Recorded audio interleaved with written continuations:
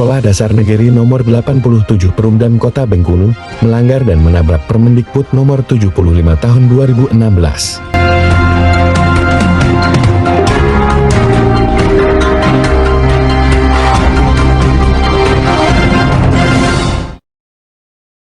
Dunia pendidikan sepertinya tidak bisa lepas dari kegiatan pungli, seraya sudah menjadi tradisi dan lumrah. Berbagai cara dan siasat yang dilakukan oleh oknum guru di sekolah dalam mencari keuntungan pribadi dan kelompok. Yang terpenting bagi mereka adalah dapat meraup keuntungan pribadi ataupun kelompok. Berbagai cara dan siasat dihalalkan.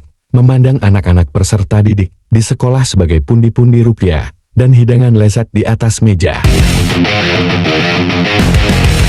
Kegiatan pungli praktik jual beli buku lembar kerja siswa LKS di sekolah terkesan telah terjadi pembiaran oleh Dinas Pendidikan, pasalnya mayoritas pihak sekolahan menjual buku bahan ajar lembar kerja siswa LKS kepada setiap peserta didik.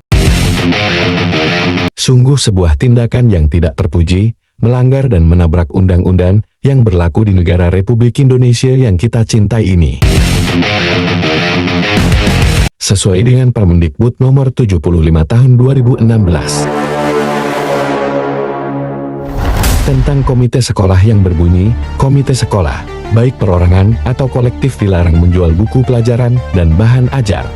Pasal 181 Peraturan Pemerintah, PP, Nomor 17 Tahun 2010, tentang pengelolaan dan penyelenggaraan pendidikan disebutkan bahwa pendidik dan tenaga kependidikan dilarang menjual buku pelajaran, bahan ajar, perlengkapan bahan ajar LKS, pakaian seragam pada satuan pendidikan. Dalam larangan praktik jual beli buku tersebut, sudah jelas dilarang tegas dalam ketentuan pasal dan peraturan pemerintah tersebut.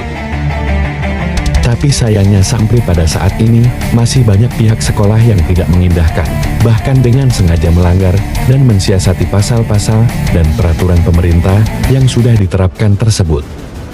Demi meraup keuntungan pribadi dari penjualan buku ke peserta didiknya, sehingga rela mengabaikan peraturan Menteri Pendidikan Nasional, Permendiknas Nomor 2 Tahun 2008, Undang-Undang Nomor 3 Tahun 2017.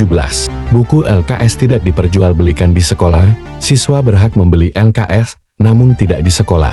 Orang tua siswa beli LKS di toko buku. Pasal 63 ayat 1, WU Sistem Perbukuan Penerbit dilarang menjual buku tak pendamping secara langsung ke satuan dan atau program pendidikan anak usia dini. Di pendidikan dasar dan pendidikan menengah. Pasal 64 ayat 1 Sistem perbukuan penjualan buku tak pendamping atau buku non-tek dilakukan melalui toko buku dan bukan di sekolah. Sebagaimana praktik jual beli buku lembar kerja siswa LKS yang sering dilakukan oleh tenaga pengajar atau guru di Sekolah Dasar Negeri Nomor 87 Perumdam Kota Bengkulu melakukan praktik penjualan buku kepada peserta didiknya dengan kisaran harga dari Rp160.000 sampai dengan harga Rp220.000 kepada setiap murid peserta didiknya. Buku Beli sama guru. Yo, LKS. LKS Berapa harganya, Bu? kemarin 160 Tidak boleh beli di luar. Tidak. Harus beli sekolah kan? Iya. Siapa nama kepala sekolahnya SD 87 ini, Bu? Nggak tahu aku, Om. Orangnya tidak tahu aku. Pindah. Buku. Anak Buku apa? pindah. Buku LKS dengan baju yang dibeli. Kan masuk SD belum itu. Awal masuk juga seperti itu. Yo. Buku baju tuh lah. Buku LKS-nya beli di mana, Bu? Sekolah nih loh. Jadi buku LKS beli di sekolah. Sama ibu siapa belinya, Bu? Balik kelas. Berapa harganya, Bu? 220. 220. Tergantung. Ini LKS ya. Aku manggil 200 bilang. Kelas berapa anak ibu? Terus dulu. Anak ibu kelas 2, anak ibu tuh kelas 6. Harga bukunya sama aja, Bu? Ada beda. Pokoknya 200 ulang nih malah itu. Paling lebih dikit, kurang dikit itu. Kepala Sekolah Dasar Negeri Nomor 87 berinisial YL mengakui bahwa adanya praktik jual beli buku lembar kerja siswa di SD Negeri 87 saat awak media Ormas melakukan konfirmasi.